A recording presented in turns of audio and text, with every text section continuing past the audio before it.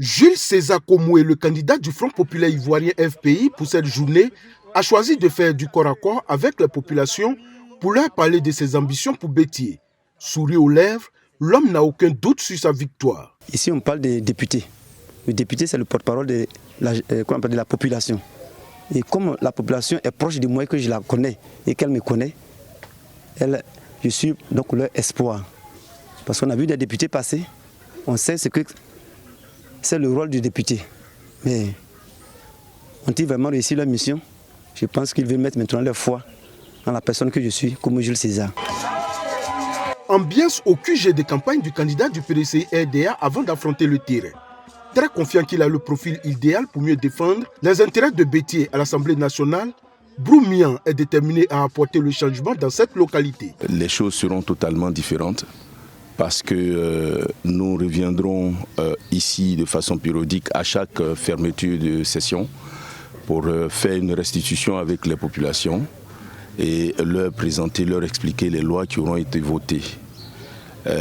Il y aura aussi un plus grand contrôle par rapport à ce qui se faisait auparavant de l'action gouvernementale. Devant un auditoire acquis à sa cause, Arnaud Charles Zakirié, candidat indépendant, donne un coup magistral sur le rôle d'un député au Parlement.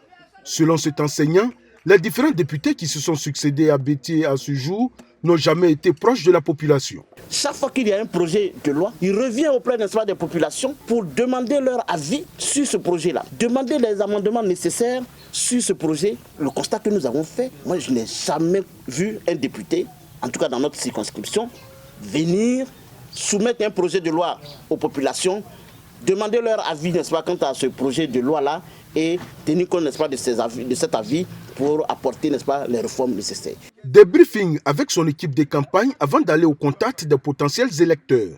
Kwaku Ndré Apollinaire, candidat indépendant, a sa petite idée pour sortir les jeunes et les femmes de Bétié de la précarité. Je suis candidat parce que je me suis rendu compte que durant des décennies, la population de Bétié a été vraiment délaissée.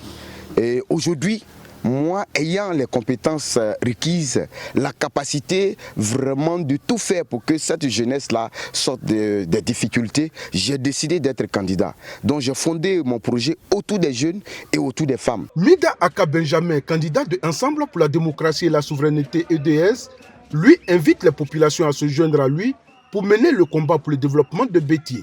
Cet administrateur de collectivité prône la politique sociale. Je propose vraiment la politique sociale. Il faudrait que l'Ivoirien se retrouve dans son propre pays. Il faudrait que l'Ivoirien soit épanoui.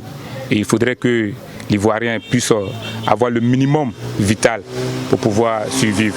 Il faut dire que la Côte d'Ivoire est une nation forte qui est malheureusement négligée par tous. Alors pour que cette nation reste toujours forte, il faut lui des institutions fortes, dont l'Assemblée nationale. Dans la circonscription 118, Bétié et Diamala-Koro commune et sous-préfecture, ils sont 6 candidats à solliciter l'unique siège à l'hémicycle. Le PDCI, le FPI, le RHGP, le DS et 2 indépendants.